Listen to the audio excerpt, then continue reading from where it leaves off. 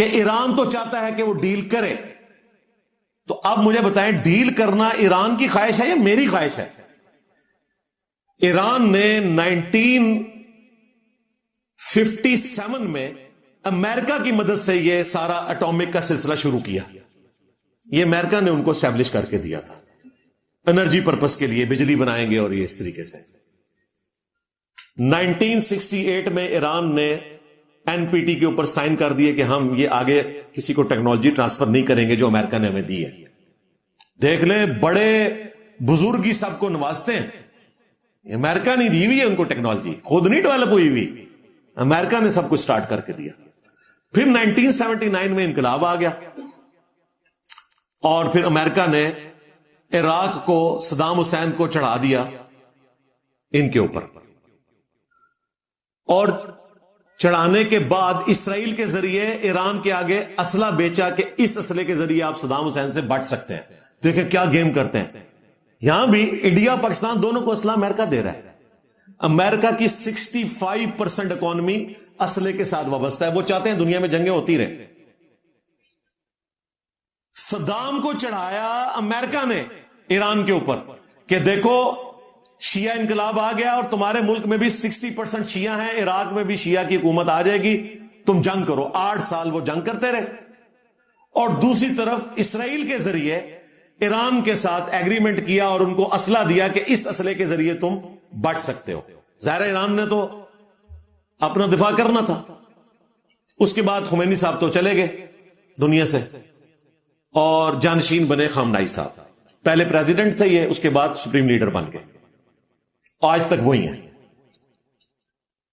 ان کو اندازہ ہو گیا کہ یہ ویسٹرن ورلڈ امریکہ ہمیں اس دنیا میں اس طریقے سے نہیں رہنے دے گا. تو 2003 میں انہوں نے فتویٰ دیا کہ ایٹم بم بنانا حرام ہے کیونکہ اس سے سیولین مرتے ہیں. آج بھی جو سیولین مر رہے ہیں خواہ اسرائیل میں، خواہ ایران میں، خواہ فلسطین میں، یہ ظلم کے اوپر مبنی ہے. سیولینز کو مارنا کسی صورت بھی جائز نہیں ہے. ہاسپٹلز کے اوپر حملہ کرنا کسی بھی صورت جائز نہیں ہے. تو مفتی اعظم ایران خامنائی صاحب نے 2003 میں فتویٰ دیا کہ ایٹم بم بنانا حرام ہے. اس کے بعد ایران کوشش کرنا شروع ہو گیا کہ کسی طریقے سے ہم سے سینکشنز اٹھائی جائیں. میں نے آپ کو بتایا ان کی حالت کیا ہے کہ 42,000 ایرانی ریال ہو تو $1 بنتا ہے. 42,000 42,000 ریال ایران کے $1 کے برابر ہے. ہم 283 روپے کے اوپر روتے ہیں کہ یار روپیہ اتنا گر گیا. کدھر 283 روپیز اکویلنٹ ٹو $1 اور کہاں 42,000 ایرانین ریال اکویلنٹ ٹو $1. وہ تو ان کی زمین اگاتی ہے، تیل نکلتا ہے، تو اس لیے وہ سروائیو کر رہے ہیں. لیکن کتنا عرصہ کریں گے؟ ایک نہ ایک دن تو تیل ختم ہو جانا ہے. تو انہوں نے کوشش کی کہ یار امریکہ کسی طریقے سے پابندیاں اٹھائے. کوشش ان کی کامیاب ہوئی. 2015 میں بارک اوباما نے ڈیل کر لی ایران کے ساتھ، ایران کی خواہش پہ کہ ٹھیک ہے ہم ایٹم بم نہیں بنائیں گے، ہمارے تو مفتی اعظم کا فتویٰ ہے، ہمیں انرجی پرپس کے لیے سارے کام کرنے دو اور ہم سے پابندیاں اٹھاؤ. ایران، میں بڑا خوش ہوا تھا اس وقت، میں نے ویڈیو میں بھی ویلکم کہا تھا کہ ایران اب ٹیک اپ پوزیشن پہ آ جائے گا. مجھے پتا تھا کہ ان کے پاس اتنا تیل ہے کہ اگر پابندیاں اٹھتی ہیں تو یہ ٹاپ پہ آ جائیں گے. 3 سال ابھی پورے نہیں ہوئے، ٹرمپ صاحب کی حکومت آئی. انہوں نے آتے ہی بغیر کسی وجہ کے 2018 میں وہ ڈیل توڑ دی. ایران چیختا رہا کہ بھائی کچھ ہوا ہی نہیں ہے. یورپین یونین چیختی رہی کہ ہم نے گارنٹی دی ہوئی تھی یار ہماری عزت کا خیال رکھو.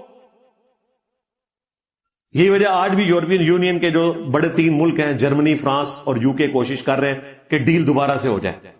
ان کا یار یہ کیا تم نے بد عہدی کر دی ہے. لیکن امریکہ وہ سے وقت ہے، اسے کون پوچھ سکتا ہے بھائی. ہاں آپ کہانیاں کراتے رہے کہ IMF قرضہ منگے تھے کہ وہ آیا جے غوری. تو سارے بزرگ اتنے سن عراق میں، سارے صوفی بابے دفن ہیں عراق میں، جس کے اوپر سے سارے یہ 200 جہاز آ کے تو ایران کو تباہ کر کے چلے گئے. کسی بابے سے نگاہ نہیں ماری گئی. اب 2018 میں جب یہ ڈیل کینسل ہوئی، پھر ایران کا گراف نیچے آنا شروع ہو گیا.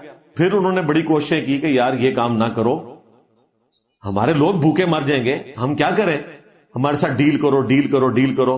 اور وہ آج کل دوبارہ سے بات چلی ہوئی تھی ڈیل کی. 5 دور ہو چکے تھے، 6واں ہونے والا تھا. اسرائیل کو یہ خطرہ لگا، این ممکن ہے کہ امریکہ بھی بیچ میں ملا ہوا ہو. اب تو لگ رہا ہے ایسے ہی. میں تو پہلے سے کہہ رہا ہوں کہ یہ دونوں ایک ہے، ان کی مذہبی آپس میں ایک دوسرے کے ساتھ ایفیلیشن ہے. امریکنز جو ہیں کرسچنز ہیں، اور ان کا موقف یہ ہے کہ جب تک اسرائیل اسٹیبلش نہیں ہوگا، ان کا 3rd ٹیمپل نہیں بنے گا، تو حضرت عیسیٰ علیہ السلام دنیا میں نہیں آئیں گے. وہ آ کے ان کو برباد کریں گے. اندازہ کریں کس بات کے اوپر دوستی کی ہوئی ہے. وہ کہہ رہے ہیں اسرائیل اسٹیبلش ہو تاکہ عیسیٰ علیہ السلام آگے ان کو تباہ کرے. اس لیے اسرائیل اور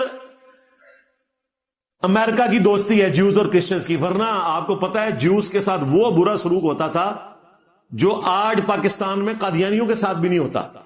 اس سے برا سلوک ہوتا تھا. ان کو اتوار والے دن یورپ میں باہر نکلنے کی اجازت نہیں ہوتی تھی. ان کی بستیاں شہر سے ہٹ کے کوڑے کرکٹ کے ڈھیروں کے پاس بڑی بڑی دیواریں ہوتی تھی. ڈیوڈ سٹار ان کے لیے لگانا ضروری ہوتا تھا. کرسچن ان کو دیکھ کے ان کے اوپر تھوکتے تھے. اتنی سخت نفرت تھی. اور پھر ہٹلر نے جو کچھ کیا وہ آپ کے سامنے ہے. یہ دوستی جو آپ کو نظر آ رہی یہ آج کی گیم ہے.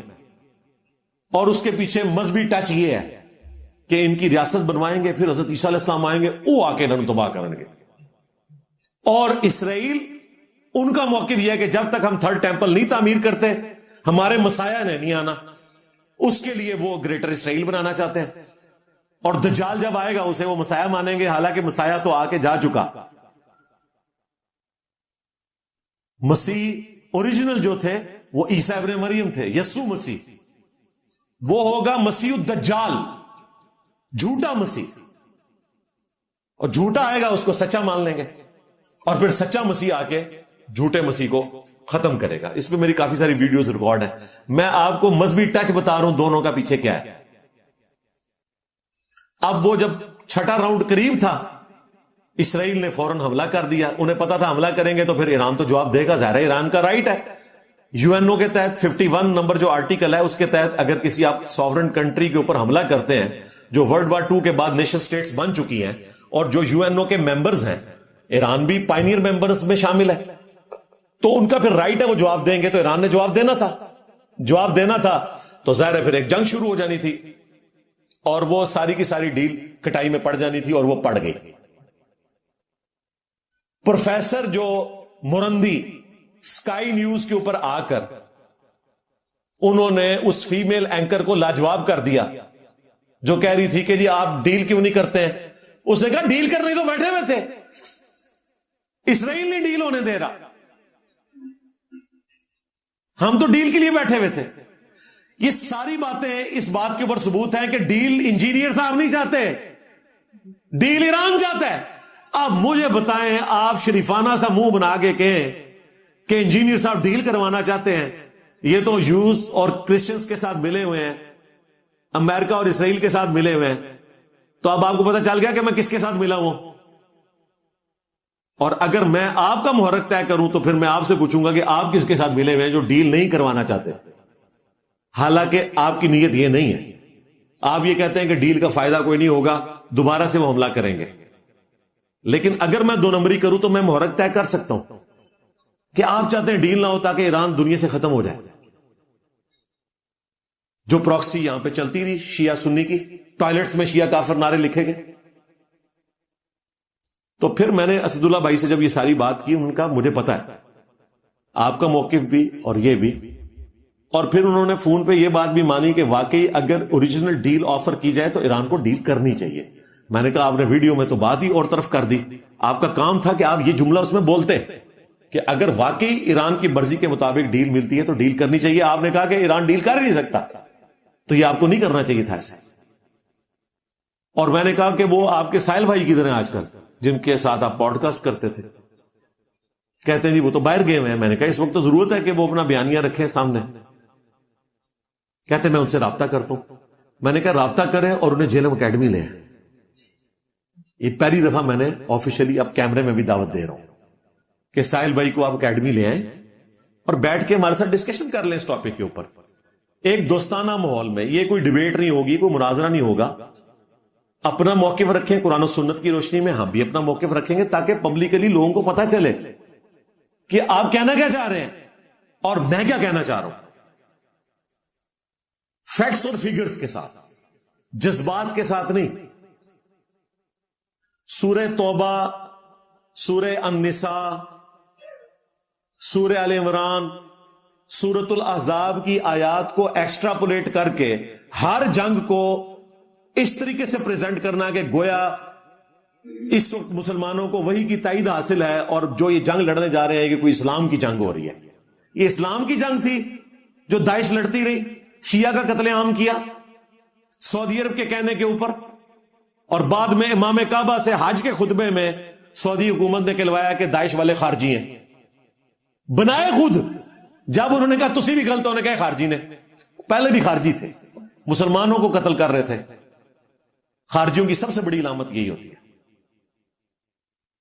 آج افغانستان میں جو جہاد ہو رہا ہے طالبان کا اور داعش کا، یہ جہاد ہے، فساد ہے یہ. لہذا سنی شیعہ کنفلکٹ سے باہر نکلیں، امت کے لیول کے اوپر سوچیں، علمی اختلاف کریں. مجھ سے زیادہ کون اختلاف کرتا ہے؟ لیکن جو یہ مسلمانوں پہ برا وقت آیا ہے، کافروں کے مقابلے پر ہمارا کام ہے کہ ہم سنی شیعہ کے فرق سے ہٹ کے سپورٹ کریں مسلمانوں کی.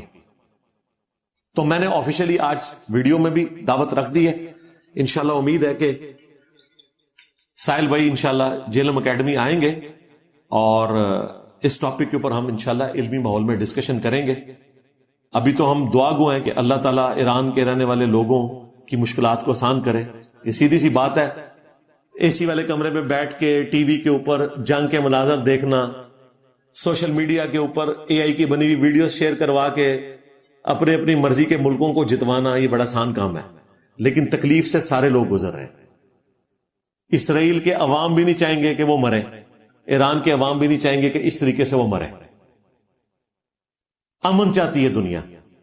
یہ حکمرانوں کی پالیٹکس ہوتی ہے، بڑوں کا نشہ ہوتا ہے جس کی وجہ سے لوگوں کا چومر نکل جاتا ہے. سیدھی سی بات ہے. وَلِعَوْذُ بِاللَّهِ تَعَالَى. علمی پوائنٹ نمبر 3، بعض جو ظالم اور جھوٹے قسم کے لوگ ہیں انہوں نے مجھے تانا دینا شروع کر دیا کہ انجینئر صاحب آپ کا آئرن ڈوم تو بڑھ گیا، اور بھائی سیمنٹ ڈوم ہو بابوں کے یا آئرن ڈوم ہو اسرائیل کا، یہ سارے آپ کے ہیں بھائی، ہمارے کہاں سے ہوئے؟ ہم تو چاہتے ہیں جتنے مسلمان دشمن ملک ہیں وہ اپنے انجام کو پہنچیں. مجھے کس چیز کا تانا دیا جا سکتا ہے؟ دوسری بات، ٹیکنیکلی سپیکنگ دنیا کا کوئی ڈیفنس سسٹم 100% پرفیکٹ نہیں ہوتا. امریکہ کے اوپر بھی اگر میزائل پھینکے جائیں نا سارے وہ بھی نہیں انٹرسپٹ کر سکتے. لیکن یہ حقیقت بات ہے کہ یہ آئرن ڈوم ہے جس کی وجہ سے اسرائیل کا سرما نہیں نکلا. ادروائز جتنے میزائل انہوں نے ایک دن میں پھینکے ہیں سینکڑوں کے حساب سے، اگر وہ انٹرسپٹ نہ ہوتے تو اسرائیل کا سرما بن جانا تھا. ابھی بھی وہ ریفیلنگ کریں گے. امریکہ نے ان کو سپورٹ کرنی شروع کر دی ہے. ظاہر ہے ایک دفعہ ان کو بیٹری فیل کرنے کے لیے 300 سے 400 ملین ڈالر کے میزائل چاہیے. نقصان کا بہت ہو رہا ہے. ہم جو رونا روتے ہیں آئرن ڈوم کا، وہ کہتے ہیں کہ مسلمان بھی اس قسم کا کام کریں، نہ کہ یہ کہ ہم ان کی تعریف کر کے ان کے ساتھ مل گئے. یہ تو اسی طریقے سے ہے کہ اگر میں ٹنڈولکر کی بیٹنگ کی تعریف کروں تو اس کا یہ مطلب ہے کہ میں انڈیا کے ساتھ جا کے مل گیا ہوں. میں تو یہ کہوں گا کہ بابر اعظم کو بھی اس سے سیکھنا چاہیے، نہ کہ یہ کہ میں انڈیا کے ساتھ جا کے مل گیا ہوں. ان کی سمجھدانی اتنی سی ہے. اور پھر ٹیکنیکل اگر میں نے ڈسکشن شروع کی نا تو میری تو یہ فیلڈ ہے بھائی بلسٹک میزائل کی. میں نے 15 سال جاب بھی اسی جگہ پہ کی ہے. پاکستان کا پورا یہ جو میزائل سسٹم کا نظام ہے، پہلا ٹیسٹ جو ہوا تھا نا یہ ٹیلا جوگیاں سے غوری کا، اس ٹیسٹ کے اندر بھی الحمدللہ جو اس میں ورکنگ ہو رہی تھی اس میں میں شامل تھا. یہ مشرف صاحب کے دور کی میں بات کر رہا ہوں، اور اس کے بعد سے بھی. تو مجھے یہ سب کچھ پتا ہے کہ پریکٹیکلی کس لیول تک کوئی چیز جا سکتی ہے، اس کا کیا رزلٹ نکلتا ہے، ان کی ایکوریسی کس لیول کی ہوتی ہے. اب وہ ٹیکنیکل ڈسکشن اگر میں نے کرنی شروع کی، ویسے آ کے ایکسپرٹس کر رہے ہیں، ان کی بات سنیں میں کروں گا تو پھر یہ کہیں گے ہمیں ڈی موٹیویٹ کر رہا ہے. ہمیں پتا ہے کہ کس چیز کی ایکوریسی کس لیول کی ہوتی ہے. کروز میسائل کی ایکوریسی جو ہے وہ پرفیکشن کے ساتھ ہوتی ہے. بلسٹک میزائل ایک خاص رینج کے اندر آپ پھینک سکتے ہیں. یہی وجہ ہے. آپ کیا سمجھتے ہیں کہ ایران نے اسرائیل کے ہاسپٹل کے اوپر وہ میزائل پھینکا تھا؟ نہیں. بلسٹک میزائل جو ہے وہ 500 میٹر کے سرکل کے اندر اندر جا کے گرتا ہے. اس سے آپ اس طرح پن پوائنٹ ایکوریسی نہیں لے سکتے. تو انہوں نے ہاسپٹل پہ نہیں پھینکا تھا، لیکن اس کی ایکوریسی وہ نہیں ہوتی ہے جو آپ ہوائی جہاز کے ذریعے گائیڈڈ میزائل پھینکتے ہیں یا کروز کے ذریعے یا ڈرون کے ذریعے آپ اٹیک کرتے ہیں. وہ کیمرے کے ذریعے ایگزیکٹلی اسی جگہ پہ جا کے گرتا ہے. لیکن بلسٹک میزائل 500 میٹر کے ریڈیس کے اندر اندر گرتا ہے کہیں پہ. وہ کہیں پہ بھی گر سکتا ہے. اس کی ایکوریسی وہ نہیں ہوتی. اسی وجہ سے یہ سب کچھ ہوا، ورنہ ایران نے تو کام نہیں کرنا تھا. لیکن اس سے ایٹ لیسٹ اب اسرائیل کے رہنے والے لوگوں کو اس حادثے کے بعد اس تکلیف کا اندازہ ہوا جو اسرائیل ٹارگٹ کر رہا تھا فلسطین کے اندر ہاسپٹلز کو. 60,000 کے قریب لوگ نہتے شہید کر دیے، اور اس کے بعد سے بھی ابھی تک ان کے مظالم نہیں رک رہے. اب ان کو یہ احساس ہو گیا کہ ٹی وی پہ بیٹھ کے جنگ کی خبریں دیکھنا کیا ہوتا ہے. دیکھیں ان کی زندگی کتنی مشکل ہوئی ہوئی ہے. تھوڑی دیر بعد سائرن بجتا ہے، پھر سب کے سب بنکرز میں چلے جاتے ہیں، اور وہاں سے بھی سی این این والے ان کے انٹرویوز دکھا رہے ہیں، کوئی مسلمان نہیں دکھا رہے کہ وہ کتنے تنگ آئے ہوئے. تو مشکل وقت جب آتا ہے تو پھر پتہ چلتا ہے. تو ہم یہ جب بات کرتے ہیں کہ فلاں ملک جو ہے اپنے ڈیفنس کو اس طریقے سے لے کے چل رہا ہے، تو اس کا مقصد یہ نہیں ہوتا کہ ان کی تعریف کرنا ہوتا ہے. مقصد یہ ہے کہ ہمیں بھی بجائے سیمنٹ کے ڈومز بنانے کے بابوں کے جو ایک بھی کام نہیں آیا، کوئی میزائل نہیں روک سکا، ہم بھی کوئی آئرن ڈوم، گولڈن ڈوم بنائیں. یہ مقصد ہوتا ہے. ہم تو اللہ کے فضل سے کئی دنوں سے روزانہ بلا ناغہ قنوت نازلہ پڑھ رہے ہیں ان لوگوں کے اوپر جنہوں نے ایران کے ساتھ یہ ظلم کیا. ہم یہی کر سکتے تھے نا. لہذا ہمیں کوئی نہ آ کے درس دے، اور خصوصاً وہ تو بالکل بات نہ کرے جو ایران کو مسلمان نہیں سمجھتے، جو شیعہ کافر کے نعرے ٹوائلٹ میں لکھتے رہے، جن کے مولوی یہ سب کچھ کرتے رہے، اور آج وہ شہید کا لفظ بھی بولنے کے لیے تیار نہیں ہے. امام خمینی کو رحمت اللہ علیہ کہنے کے لیے تیار نہیں ہے. امام خامنائی کو وہ حافظہ اللہ کہنے کے لیے تیار نہیں ہے. کہانیاں سنیں ان لوگوں کی، صرف میرے بکس کے اندر اپنے فرقے کو بچانے کی خاطر جی وہ جی انجینئر صاحب جو ہیں وہ جا کے مل گئے ایران کے مخالفین کے ساتھ. بھئی میرے سامنے ایک ٹریک ریکارڈ ہے. اس وقت بھی 57 ملک تھے جب ہمارے دشمنوں نے لیبیا ہڑپ کر لیا، کچھ نہیں ہو سکا. اس وقت بھی 57 ملک تھے جب عراق کا تباہ و برباد کر کے عراق کو رکھ دیا ان لوگوں نے. اس وقت بھی آپ کو کہانیاں کروائی جا رہی تھی کہ بھئی وہ صدام حسین جناب ایسی کی تیسی کر دے گا. کئی مہینوں تک تو وہ چھپا رہا خود. ٹھیک ہے، خود یہ ایجنٹ تھا امریکہ کا. اسی نے امریکہ کے کہنے کے اوپر 1979 میں جو انقلاب آیا تو 1980 میں حملہ کر دیا تھا ایران کے اوپر، اور 8 سال تک جنگ جاری رہی. مسلمانوں کی میموری بڑی کمزور ہے. آخری وقت میں کوئی داڑھی رکھ لے تو ان کو پھر مومن نظر آنا شروع ہو جاتا ہے. وہ جی اس ٹائم بڑی اچھی تقریر کی. وہ موت دیکھ کے تو سارے اس طرح ہی کرتے ہیں. بھائی پوری زندگی قتل عام کیا اس نے مسلمانوں کا، اور ایران کو ایک ایسی جنگ میں جھونک دیا کہ تازہ تازہ ایران اس وقت انقلاب سے نکلا تھا، اور 8 سال تک وہ لاکھوں مسلمان دونوں طرف سے شہید ہوئے. وہ نہیں کسی کو یاد. تو کیا کر لیا صدام حسین نے؟ مجھے یاد ہے ہم میٹرک میں پڑھتے تھے، جب پہلی دفعہ صدام حسین نے کویت کے اوپر حملہ کیا تو ہمارے جو ٹیچر تھے نا، تو اس وقت کی اسٹیبلشمنٹ آپ کو پتا ہے نا، مرزا اسلم بیگ صاحب، انہوں نے پیرلل میں نا جماعت اسلامی کو ہائر کر کے، جس طرح کسی زمانے میں انہوں نے نون لیگ کو ہائر کیا، پھر پی ٹی آئی کو کیا. اس زمانے میں ان کی بی ٹیم جو ہے جماعت اسلامی ہوتی تھی، ان کے ذریعے صدام حسین کے اتنے بڑے بڑے پوسٹر لگے ہوتے تھے. میں 1992 کی بات کر رہا ہوں. اور جناب 120 جہاز گر گئے، آج 160 جہاز گر گئے. لگتا تھا کہ امریکہ تو دنیا سے ختم ہو جائے گا. اینڈ رزلٹ کیا نکلا؟ صدام ہی چلا گیا. یہ لادہ بات ہے کہ بعد میں انہوں نے مانا کہ صدام حسین کے پاس ماس ڈسٹرکشن کے ویپنز کوئی نہیں ہے, ہم تو بس ختم کرنا چاہتے تھے, اس کا نیوکلیر پروگرام بھی انہوں نے ختم کر دیا. اسی وجہ سے پھر ایران کو اندازہ ہوا تھا اسرائیل ہمارا کر دے گا, اس لیے انہوں نے کہا کہ بھائی ہم نے تو ایٹم بم بنانا نہیں ہے, ہمیں تو چلانے دینا اپنا پروگرام. بل عراق کا تو انہوں نے ختم کر دیا.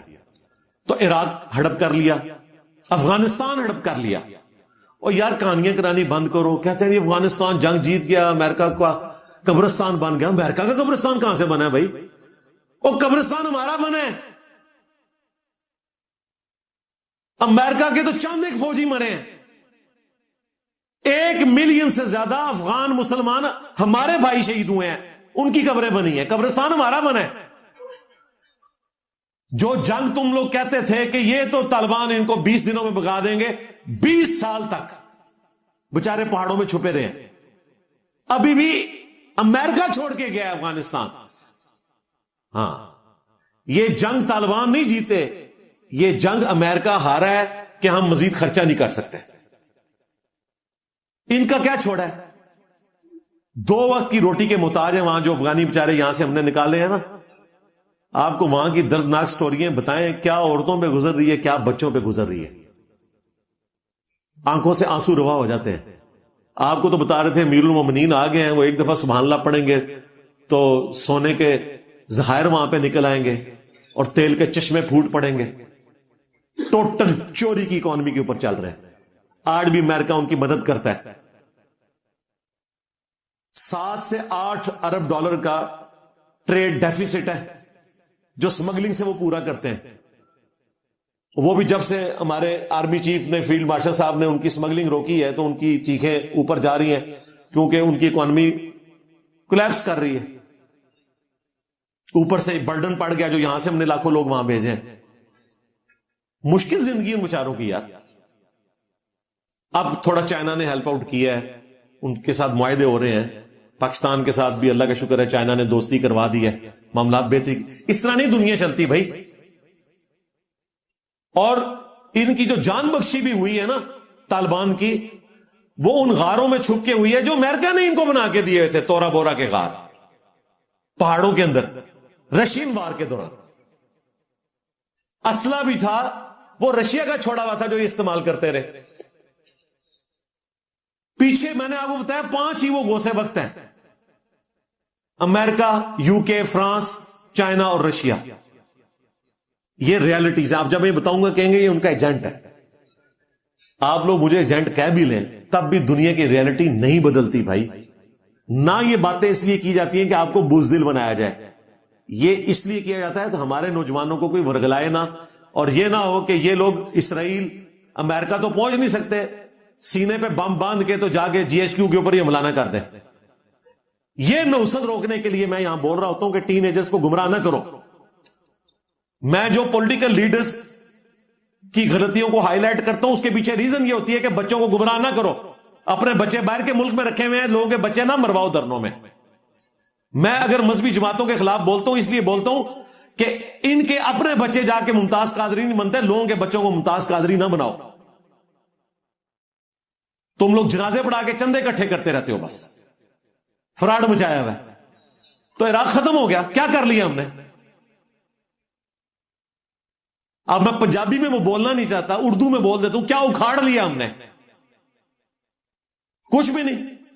گیا افغانستان بھی, مصر کا بھی انہوں نے ڈنگ نکال کے رکھ دیا. اخوان المسلمون کی حکومت آئی تھی, ختم کروا دی. کس کی مدد سے؟ عرب ملکوں کی مدد سے, صرف اس لیے کہ وہ اسرائیل کے خلاف تھے, حالانکہ سنی تھے. جماعت اسلامی کا ہی ایک آف شوٹ تھا. اب ساروں کو اپنے لالے پڑے ہوئے. تو ایک ایک کر کے سارے ملک انہوں نے ختم کر دیے. لبنان کا کیا اشر کیا, شام کا کیا کیا.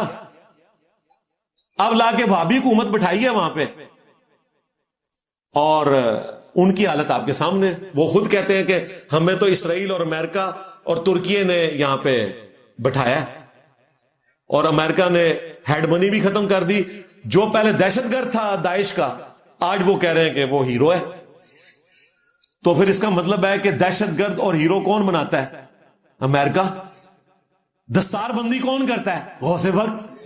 ہاں, آج وہ کسی کو دہشت گرد کہہ دیں وہ دہشت گرد ہے، جس کو کہہ دیں یہ بڑا اچھا انسان ہے وہ اچھا انسان ہے. یہ ریالٹی ہے. اب میں اپنی خواہشات کو تو ریالٹی نہیں بنا سکتا. یہ تمام ریالٹیز میری خواہشات نہیں ہیں. میری خواہش تو یہ ہے کہ پاکستان دنیا کو لیڈ کرے، ہمارا پرائم منسٹر جو ہے وہ حج کا خطبہ دے رہا ہو. لیکن اس طرح کرنے سے کچھ ہو جائے گا؟ کچھ بھی نہیں ہوگا.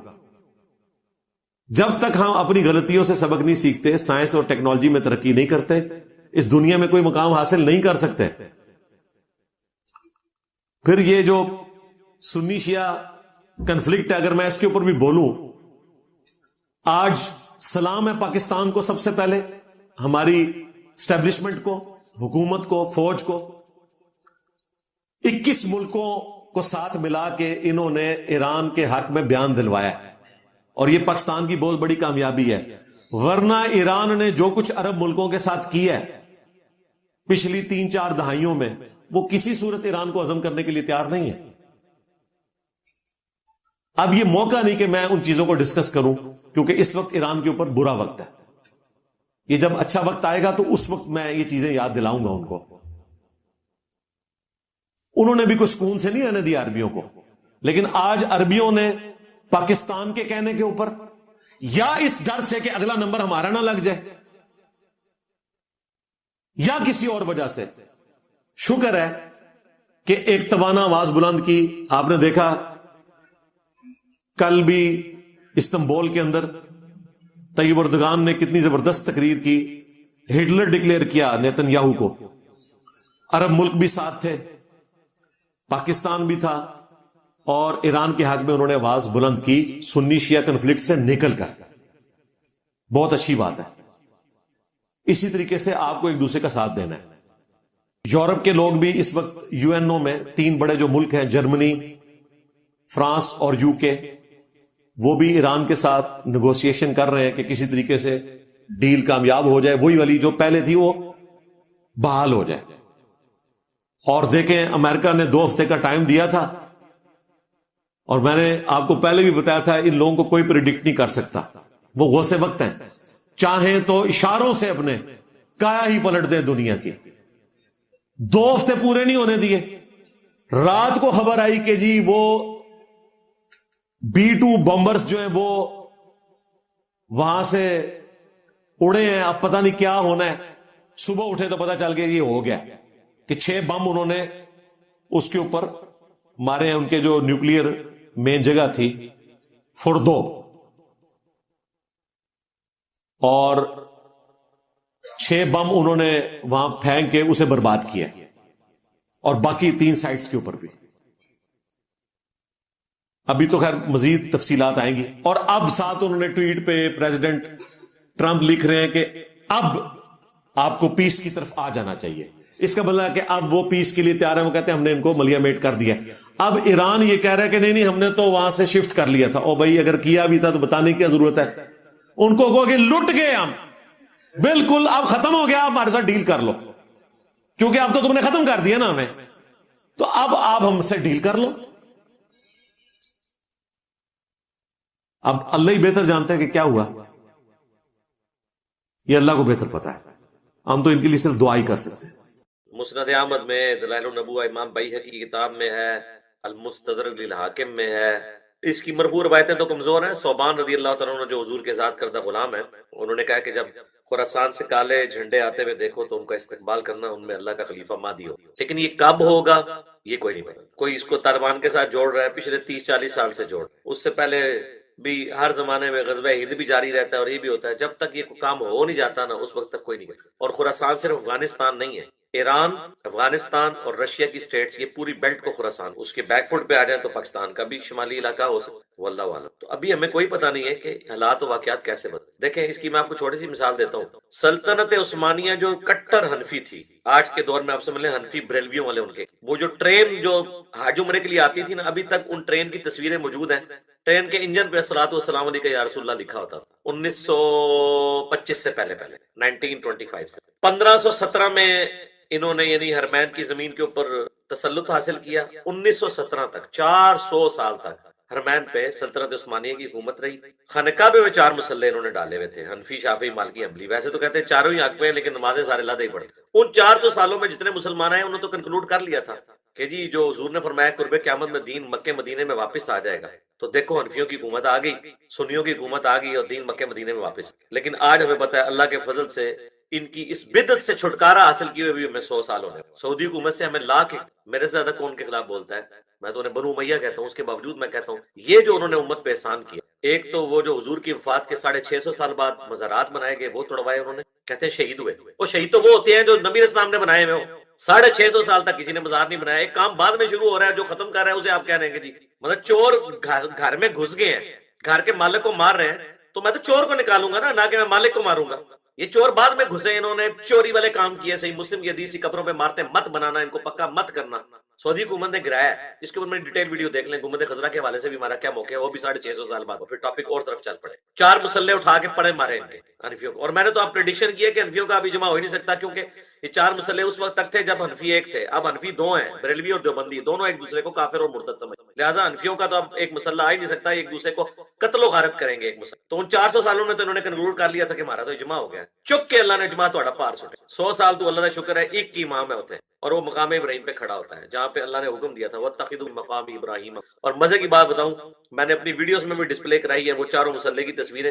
کسی ایک امام کے ساتھ منسوب مسلح بھی مقام ابراہیم پہ نہیں تھا.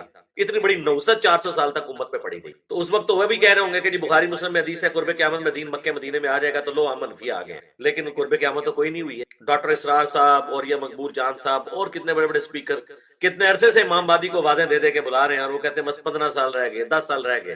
میرے صاحب میں تو ابھی بھی شاید سینکڑوں سال. اتنی جلدی یہ معاملات نہیں آتے. جب تک ہو نہ جائے اس وقت ہو سکتا ہے خراسان میں سارے علمی کتابی ہوں اس وقت. ابھی اللہ کا فضل ہے افغانستان سے یہاں لوگ آ رہے ہیں اور بڑی تیزی سے کتاب و سنت کی دعوت وہاں پہ ماشاءاللہ. تو اس وقت خراسان میں سارے علمی کتابی ہوں، سنی شیعہ کنفلکٹ سے آزاد ہو کر قرآن و سنت کے ماننے والے ہوں، اہل بیت کے ماننے والے ہوں. انشاءاللہ تعالی انتظار کرو. خراسان تو بھی ساڑھے ہی جھنڈے، تسی تے کہندے ہو کالا لباس ہی جنمی والا ہے، اس میں تو الفاظ ہے کالے جھنڈے آئیں گے. دیکھیں اہل سنت اور اہل تشیع دونوں اس بات کے اوپر متفق ہے کہ قرب قیامت سے پہلے پوری دنیا کے اوپر مسلمانوں کی حکومت قائم ہونی ہے انشاءاللہ تعالی. اور یہ وہ وعدہ ہے جو اللہ تعالیٰ نے قرآن حکیم میں کم از کم 3 جگہ پر اپنے محبوب صلی اللہ علیہ وآلہ وسلم سے کیا ہے. اللہ کے محبوب صلی اللہ علیہ وآلہ وسلم نے اس امت میں جو 5 بڑے بڑے ادوار ہیں ان کا ذکر کیا. اللہ تعالیٰ جب تک چاہے گا تم میں نبوت رہے گی، یعنی میرا وجود باقی رہے گا، پھر اللہ تعالیٰ مجھے اٹھا لے گا، اور پھر میری وفات کے بعد خلافت علی منہاج النبوہ قائم ہو جائے گی، اور وہ بھی جب تک اللہ چاہے گا وہ رہے گی. پھر اللہ تعالیٰ جب چاہے گا اسے بھی اٹھا لے گا. پھر ملکن عاضن، جو ہمارے استاد ڈاکٹر اسرار صاحب یوں کرتے تھے، ملکن عاضن، کاٹ کھانے والی ملوکیت، یعنی اپنے مخالفین کو قتل کرنے والی حکمران، وہ قائم ہو جائے گی. اور پھر جب تک اللہ چاہے گا وہ بھی مسلط رہے گی امت کے اوپر، پھر اللہ تعالیٰ اسے بھی اٹھا لے گا. پھر جابر حکمرانوں کا دور آ جائے گا، یہ 4تھا دور ہے، وہ بھی رہے گا جب تک اللہ تعالیٰ چاہے گا. اور پھر اس کے بعد دوبارہ سے خلافت علی منہاج النبوہ قائم ہو جائے گی انشاءاللہ تعالی. اور پوری امت لیول کے اوپر جو خلافت علی منہاج النبوہ ہے وہ عمر بن عبد العزیز کے دور میں نہیں آئی ہے، نہ خلفائے راشدین کے دور میں آئی ہے، وہ قرب قیامت میں ہی آنی ہے جب پوری دنیا کے اوپر مسلمانوں کا غلبہ ہوگا. آج تک امت میں یہ وقت نہیں آیا کہ پوری دنیا پہ مسلمانوں کا غلبہ ہو. تو اس سے مراد یہ 5واں جو دور ہے وہ امام محمد مہدی رضی اللہ تعالیٰ عنہ علیہ السلام کا دور خلافت ہے انشاءاللہ تعالی. ہم نہ دیکھ سکے، ہماری آنے والی نسلیں انشاءاللہ ضرور اسے دیکھیں گی. اور امام مہدی کے لیے میں نے آپ کو پہلے بھی بتایا کہ یہ ضروری ہے کہ ان کے آنے سے پہلے فرقے ختم ہو جائیں. ادروائز سنیوں میں آ گئے تو شیعہ نے نہیں ماننا، شیعہ میں آ گئے تو سنیوں نے نہیں ماننا، یہ ذہن میں رکھیے گا. تو پہلے تو لوگوں کو سمجھ نہیں آتی تھی کہ یہ کیسے ہوگا کہ اتنی بڑی فرقہ واریت کی دراڑ ختم ہو. لیکن دیکھیں اللہ تعالیٰ نے ہمارے اس چھوٹے سے پلیٹ فارم کی برکت سے ہماری زندگی میں ہمیں ان 12 سالوں میں وہ کچھ دکھایا کہ 1200 سال کی جو گمراہی تھی فرقہ واریت کی، اللہ تعالیٰ نے اسے کیسے ختم کیا. تو لوگ دوبارہ سے رسول اللہ صلی اللہ علیہ وآلہ وسلم کی مبارک ذات کی طرف متوجہ ہوئے ہیں. اہل البیت کا مقام انہیں پتہ چلا ہے، خلفائے راشدین کی عظمت ان کے دلوں میں جاگی ہے الحمدللہ. اور فرقوں کے بزرگ بابوں سے جان چھوٹ گئی ان کی. جس طرح توحید میں وہ ایک اللہ کے ماننے والے ہو گئے، اسی طریقے سے اطاعت میں وہ بابوں کی بجائے ایک اس شخص کے ماننے والے ہو گئے کہ جس کی قبر مدینے میں ہے. اب آخر میں وہ میں 12 صحیح الاسناد احادیث بیان کر دوں 12ویں امام یا 12ویں خلیفہ کی نسبت سے. پہلی حدیث بخاری اور مسلم دونوں میں موجود ہے. رسول اللہ صلی اللہ علیہ وآلہ وسلم نے فرمایا تمہاری اس وقت کیا شان ہوگی جب عیسیٰ ابن مریم تم میں اتریں گے، یعنی قرب قیامت میں. وَإِمَامُكُم مِّنكُم، اور تمہارا امام تم میں سے ہوگا، یعنی امام جو ہے یہ امت ہوگی. اور عیسیٰ ابن مریم جو کہ اولو العزم پیغمبر ہیں، ان 5 اولو العزم پیغمبر جو سورۃ الاحزاب اور سورہ عاشوراء میں آئے، ان میں سے ایک اولو العزم پیغمبر مقتدی ہوگا اور امام و امامکم منکم، تمہارا امام تم میں سے ہوگا۔ دوسری حدیث مسلم شریف میں ہے، نبی صلی اللہ علیہ وآلہ وسلم نے فرمایا کہ میری امت کا ایک گروہ قیامت تک حق کے لیے لڑتا رہے گا حتیٰ کہ عیسیٰ ابن مریم نازل ہوں گے، اور مسلمانوں کا امیر ان سے کہے گا کہ آپ ہمیں نماز پڑھائیں، تو وہ کہیں گے کہ یہ اللہ تعالیٰ نے فضیلت اس امت کو دی ہے کہ تم میں سے بعض کے امام ہوتے ہیں، تو امامت تم کرو گے، اور یہ امام محمد مہدی علیہ السلام ہوں گے۔ تیسری حدیث بھی بخاری اور مسلم دونوں کے اندر ہے، نبی صلی اللہ علیہ وآلہ وسلم نے فرمایا میری امت کے آخر میں ایک ایسا خلیفہ آئے گا جو مال بھر بھر کر دے گا لوگوں کو۔ وہ راوی حدیث جو ہیں وہ پوچھتے ہیں اس صحابی سے کہ کیا اس خلیفہ سے مراد عمر بن عبدالعزیز ہے؟ تو وہ کہتے ہیں نہیں، اس سے مراد عمر بن عبدالعزیز نہیں ہے، یہ وہ خلیفہ ہے جو امت کے اینڈ پہ آئے گا قرب قیامت میں، یعنی امام محمد مہدی علیہ السلام۔ ایک اور تفصیلی حدیث ہے المستدرک للحاکم کے اندر موجود ہے، نبی صلی اللہ علیہ وآلہ وسلم نے فرمایا کہ مہدی میری امت کے بالکل آخر میں آئے گا، اور اللہ تعالیٰ اس کی برکت سے زمین پر بارشیں نازل فرمائے گا، زمین نباتات اگائے گی، پوری دنیا پہ عدل و انصاف ہوگا، وہ لوگوں میں مال تقسیم کرے گا، یہ وہی الفاظ جو بخاری مسلم میں بھی ہیں، مویشیوں کی ریل پیل ہوگی اور اسلام کا غلبہ ہو جائے گا، پھر وہ 8 سال تک دنیا میں رہیں گے اور پھر دنیا سے تشریف لے جائیں گے، یعنی 8 سال ان کا دور خلافت ہوگا۔ 5ویں حدیث سنن ابی داؤد میں ہے کہ نبی صلی اللہ علیہ وآلہ وسلم نے فرمایا کہ اگر دنیا ختم ہونے میں ایک دن بھی باقی رہ جائے، اللہ تعالیٰ میرے اہل البیت میں سے فاطمہ کی اولاد میں سے ایک شخص ضرور پیدا کرے گا جو پوری دنیا کو عدل و انصاف سے بھر دے گا۔ اب یہ ایک دن سے مراد یہ ہمارا ایک دن نہیں ہے جو قرآن میں ہے نا کہ اللہ کے ہاں جو ایک دن ہے وہ تمہارے 1000 سال کے برابر ہے، یعنی 1000 سال بھی آگے بچتے ہوئے نا آخری 1000 سال بھی رہ گئے تو اللہ تعالیٰ نے مہدی کو ضرور بھیجنا ہے۔ 6ٹھی حدیث بھی سنن ابی داؤد میں ہے، نبی صلی اللہ علیہ وآلہ وسلم نے فرمایا کہ مہدی میرے اہل البیت میں سے ہوگا اور وہ میری بیٹی فاطمہ کی اولاد میں سے ہوگا۔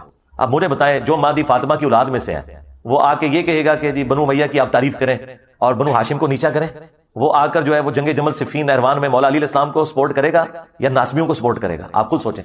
7ویں حدیث بھی سنن ابی داؤد میں ہے، آپ علیہ السلام نے فرمایا کہ دنیا اس وقت تک ختم نہیں ہوگی جب تک کہ میرے اہل البیت میں سے ایک شخص عربوں کا بادشاہ نہ بن جائے جس کا نام میرے نام کے اوپر ہوگا، محمد بن عبداللہ المہدی۔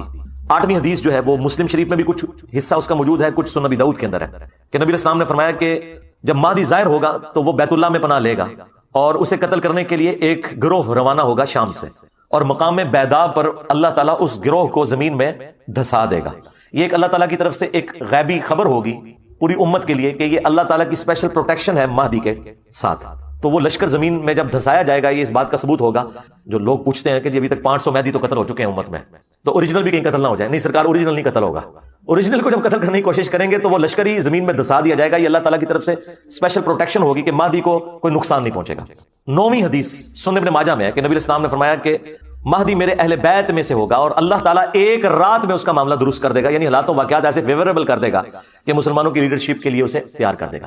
یہ 9 حدیثیں جو ہیں یہ مرفوع حدیثیں ہیں جو میں نے بیان کی، یعنی نبی صلی اللہ علیہ وآلہ وسلم نے خود ارشاد فرمایا اور صحابہ نے نبی علیہ السلام سے سنا۔ آخری 3 حدیثیں جو ہیں وہ صحابہ کے اقوال ہیں، اور صحابی کا قول اگر مستقبل کی خبر سے متعلق ہو تو یہ محدثین کا اتفاق ہے کہ وہ اللہ کے نبی کے بتانے پر ہی محمول ہوتا ہے، کیونکہ غیبی خبر نبی کے ذریعے صحابہ کو دی جاتی ہے۔ موقوفاً مولا علی علیہ السلام سے روایت ہے 10ویں المستدرک للحاکم میں کہ قرب قیامت میں ہاشمیوں میں سے ایک خلیفہ ظاہر ہوگا، اللہ تعالیٰ یعنی امام مہدی کو بھیجے گا، اور اس کے دور میں اللہ تعالیٰ کی نعمتیں جو ہیں وہ ان کی فراوانی ہوگی اور لوگوں میں پیار اور محبت بڑھ جائے گا، یعنی وہی فرقہ واریت ختم ہو جائے گی، دشمنیاں ختم ہو جائیں گی، اور پھر اس کے بعد دجال کا ظہور ہوگا۔ 11 نمبر حدیث ابن عباس سے موقوفاً ہے مصنف ابن ابی شیبہ کے اندر، وہ کہتے ہیں کہ ہم اہل بیت میں سے ایک نوجوان ظاہر ہوگا قرب قیامت میں، امام مہدی، اور اس پر بہت زیادہ فتنے وارد ہوں گے لیکن اللہ تعالیٰ اسے تمام فتنوں سے محفوظ رکھے گا، یعنی اللہ تعالیٰ کی ایک غیبی تائید ہوگی۔ اور پھر ابن عباس کہتے ہیں کہ وہ اہل بیت کا نوجوان اس امت کے معاملے کو سیدھا کر دے گا، جو ٹیڑھے راستے پر ہوگا ان کو بالکل سیدھا کر دے گا۔ اور 12ویں اور آخری موقوفاً روایت صوبان سے ہے جو نبی الاسلام کے آزاد کردہ غلام ہے، یہ بڑی مشہور روایت آپ نے سنی ہوگی مسند احمد میں اور المستدرک للحاکم میں، کہ جب خراسان سے کالے جھنڈے آتے ہوئے دیکھو تو ان کا استقبال کرنا، ان میں اللہ کا خلیفہ مہدی ہوگا۔ کہ ایران تو چاہتا ہے کہ وہ ڈیل کرے، تو اب مجھے بتائیں ڈیل کرنا ایران کی خواہش ہے یا میری خواہش ہے؟ ایران نے 1957 میں امریکہ کی مدد سے یہ سارا اٹامک کا سلسلہ شروع کیا، یہ امریکہ نے ان کو اسٹیبلش کر کے دیا تھا انرجی پرپس کے لیے، بجلی بنائیں گے اور یہ اس طریقے سے۔ 1968 میں ایران نے NPT کے اوپر سائن کر دیے کہ ہم یہ آگے کسی کو ٹیکنالوجی ٹرانسفر نہیں کریں گے جو امریکہ نے ہمیں دی ہے۔ دیکھ لیں بڑے بزرگ ہی سب کو نوازتے ہیں، امریکہ نہیں دی ہوئی ہے ان کو ٹیکنالوجی، خود نہیں ڈیولپ ہوئی ہوئی، امریکہ نے سب کچھ سٹارٹ کر کے دیا۔ پھر 1979 میں انقلاب آ گیا، اور پھر امریکہ نے عراق کو صدام حسین کو چڑھا دیا ان کے اوپر، اور چڑھانے کے بعد اسرائیل کے ذریعے ایران کے آگے اسلحہ بیچا کہ اس اسلحے کے ذریعے آپ صدام حسین سے بچ سکتے ہیں. دیکھیں کیا گیم کرتے ہیں. یہاں بھی انڈیا پاکستان دونوں کو اسلحہ امریکہ دے رہا ہے. امریکہ کی 65% اکانومی اسلحے کے ساتھ وابستہ ہے. وہ چاہتے ہیں دنیا میں جنگیں ہوتی رہیں. صدام کو چڑھایا امریکہ نے ایران کے اوپر کہ دیکھو شیعہ انقلاب آ گیا اور تمہارے ملک میں بھی 60% شیعہ ہیں، عراق میں بھی شیعہ کی حکومت آ جائے گی، تم جنگ کرو. 8 سال وہ جنگ کرتے رہے. اور دوسری طرف اسرائیل کے ذریعے ایران کے ساتھ ایگریمنٹ کیا اور ان کو اسلحہ دیا کہ اس اسلحے کے ذریعے تم بچ سکتے ہو. ظاہر ایران نے تو اپنا دفاع کرنا تھا. اس کے بعد خمینی صاحب تو چلے گئے دنیا سے اور جانشین بنے خامنائی صاحب. پہلے پریزیڈنٹ تھے یہ، اس کے بعد سپریم لیڈر بن گئے. آج تک وہی ہیں. ان کو اندازہ ہو گیا کہ یہ ویسٹرن ورلڈ امریکہ ہمیں اس دنیا میں اس طریقے سے نہیں رہنے دے گا. تو 2003 میں انہوں نے فتویٰ دیا کہ ایٹم بم بنانا حرام ہے کیونکہ اس سے سیولین مرتے ہیں. آج بھی جو سیولین مر رہے ہیں خواہ اسرائیل میں، خواہ ایران میں، خواہ فلسطین میں، یہ ظلم کے اوپر مبنی. سیولینز کو مارنا کسی صورت بھی جائز نہیں ہے. ہاسپٹلز کے اوپر حملہ کرنا کسی بھی صورت جائز نہیں. تو مفتی اعظم ایران خامنائی صاحب نے 2003 میں فتویٰ دیا کہ ایٹم بم بنانا حرام ہے. اس کے بعد ایران کوشش کرنا شروع ہو گیا کہ کسی طریقے سے ہم سے سینکشنز اٹھائی جائیں. میں نے آپ کو بتایا ان کی حالت کیا ہے کہ 42,000 ایرانی ریال ہو تو $1 بنتا ہے. 42,000 42,000 ریال ایران کے $1 کے برابر ہے. ہم 283 روپے کے اوپر روتے ہیں کہ یار روپیہ اتنا گر گیا. کدھر 283 روپیز اکویلنٹ ٹو $1 اور کہاں 42,000 ایرانین ریال اکویلنٹ ٹو $1. وہ تو ان کی زمین اگاتی ہے، تیل نکلتا ہے تو اس لیے وہ سروائیو کر رہے ہیں. لیکن کتنا عرصہ کریں گے؟ ایک نہ ایک دن تو تیل ختم ہو جانا ہے. تو انہوں نے کوشش کی کہ یار امریکہ کسی طریقے سے پابندیاں اٹھائے. کوشش ان کی کامیاب ہوئی. 2015 میں بارک اوباما نے ڈیل کر لی ایران کے ساتھ، ایران کی خواہش پہ کہ ٹھیک ہے ہم ایٹم بم نہیں بنائیں گے، ہمارے تو مفتی اعظم کا فتویٰ ہے، ہمیں انرجی پرپس کے لیے سارے کام کرنے دو اور ہم سے پابندیاں اٹھاؤ. ایران، میں بڑا خوش ہوا تھا اس وقت، میں نے ویڈیو میں بھی ویلکم کہا تھا کہ ایران اب ٹیک اپ پوزیشن پہ آ جائے گا. مجھے پتا تھا کہ ان کے پاس اتنا تیل ہے کہ اگر پابندیاں اٹھتی ہیں تو یہ ٹاپ پہ آ جائیں گے. 3 سال ابھی پورے نہیں ہوئے، ٹرمپ صاحب کی حکومت آئی. انہوں نے آتے ہی بغیر کسی وجہ کے 2018 میں وہ ڈیل توڑ دی. ایران چیختا رہا کہ بھائی کچھ ہوا ہی نہیں ہے. یورپین یونین چیختی رہی کہ ہم نے گارنٹی دی ہوئی تھی یار ہماری عزت کا خیال رکھو. یہی وجہ آج بھی یورپین یونین کے جو بڑے 3 ملک ہیں، جرمنی، فرانس اور UK، کوشش کر رہے ہیں کہ ڈیل دوبارہ سے ہو جائے. ان کا یار یہ کیا تم نے بد عہدی کر دی ہے. لیکن امریکہ وہ سے وقت ہے، اسے کون پوچھ سکتا ہے بھائی. ہاں آپ کہانیاں کراتے رہے کہ IMF قرضہ منگے تھے کہ وہ آیا جے غوری. تو سارے بزرگ اتھے سن عراق میں، سارے صوفی بابے دفن ہیں عراق میں، جس کے اوپر سے سارے یہ 200 جہاز آ کے تو ایران کو تباہ کر کے چلے گئے. کسی بابے سے نگاہ نہیں ماری گئی. اب 2018 میں جب یہ ڈیل کینسل ہوئی پھر ایران کا گراف نیچے آنا شروع ہو گیا. پھر انہوں نے بڑی کوششیں کی کہ یار یہ کام نہ کرو، ہمارے لوگ بھوکے مر جائیں گے، ہم کیا کریں، ہمارے ساتھ ڈیل کرو ڈیل کرو ڈیل کرو. اور وہ آج کل دوبارہ سے بات چلی ہوئی تھی ڈیل کی. 5 دور ہو چکے تھے، 6واں ہونے والا تھا. اسرائیل کو یہ خطرہ لگا، این ممکن ہے کہ امریکہ بھی بیچ میں ملا ہوا ہو. اب تو لگ رہا ہے ایسے ہی. میں تو پہلے سے کہہ رہا ہوں کہ یہ دونوں ایک ہے. ان کی مذہبی آپس میں ایک دوسرے کے ساتھ ایفیلیشن ہے. امریکنز جو ہیں کرسچنز ہیں، اور ان کا موقف یہ ہے کہ جب تک اسرائیل اسٹیبلش نہیں ہوگا، ان کا 3rd ٹیمپل نہیں بنے گا تو حضرت عیسیٰ علیہ السلام دنیا میں نہیں آئیں گے. وہ آ کے ان کو برباد کریں گے. اندازہ کریں کس بات کے اوپر دوستی کی ہوئی ہے. وہ کہہ رہے ہیں اسرائیل اسٹیبلش ہو تاکہ عیسیٰ علیہ السلام آگے ان کو تباہ کریں. اس لیے اسرائیل اور امریکہ کی دوستی ہے جیوز اور کرسچنز کی. ورنہ آپ کو پتا ہے جیوز کے ساتھ وہ برا سلوک ہوتا تھا جو آج پاکستان میں قادیانیوں کے ساتھ بھی نہیں ہوتا. اس سے برا سلوک ہوتا تھا. ان کو اتوار والے دن یورپ میں باہر نکلنے کی اجازت نہیں ہوتی تھی. ان کی بستیاں شہر سے ہٹ کے کوڑے کرکٹ کے ڈھیروں کے پاس بڑی بڑی دیواریں ہوتی تھی. ڈیوڈ سٹار ان کے لیے لگانا ضروری ہوتا تھا. کرسچن ان کو دیکھ کے ان کے اوپر تھوکتے تھے.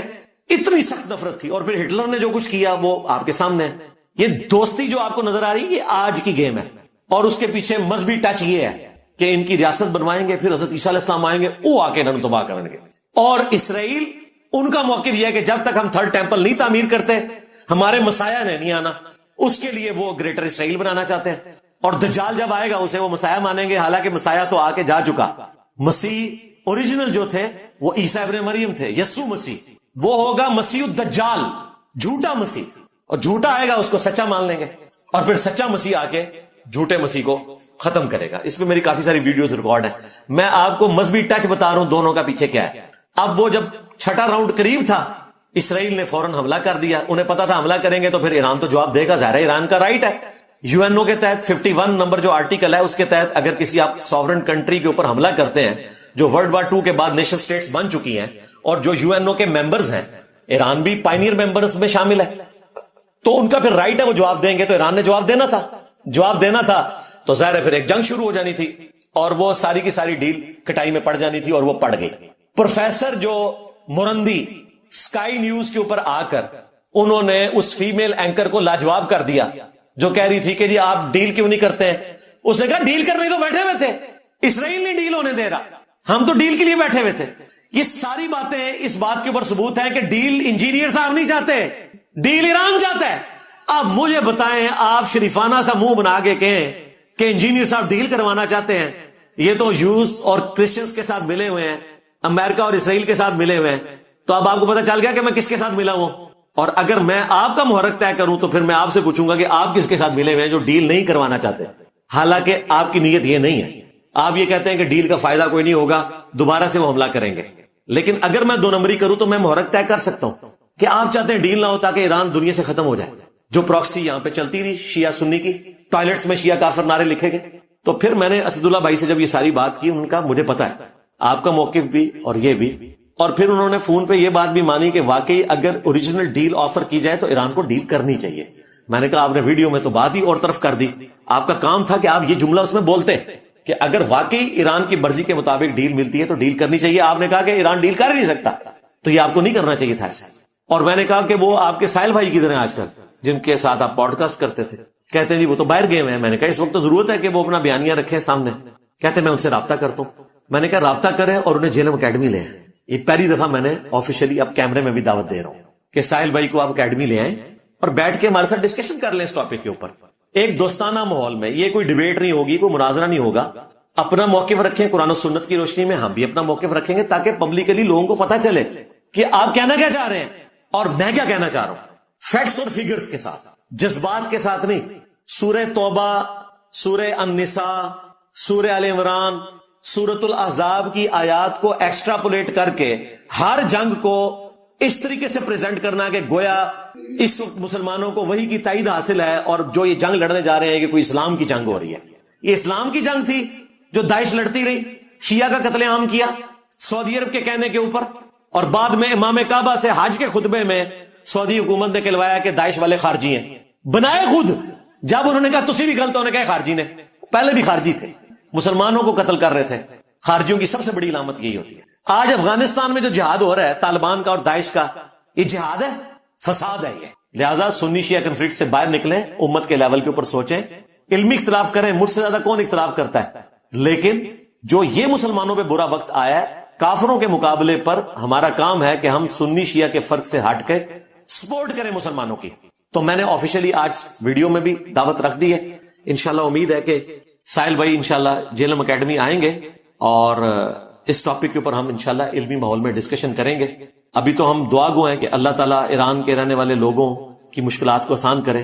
یہ سیدھی سی بات ہے, اے سی والے کمرے میں بیٹھ کے ٹی وی کے اوپر جنگ کے مناظر دیکھنا, سوشل میڈیا کے اوپر اے آئی کی بنی ہوئی ویڈیوز شیئر کروا کے اپنی مرضی کے ملکوں کو جتوانا, یہ بڑا آسان کام ہے.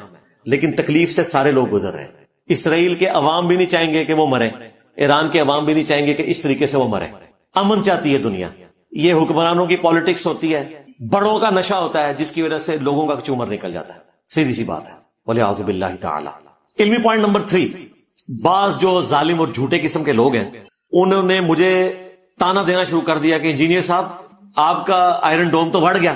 اور بھائی سیمنٹ ڈوم ہو بابوں کے یا آئرن ڈوم ہو اسرائیل کا, یہ سارے آپ کے ہیں بھائی, ہمارے کہاں سے ہوئے؟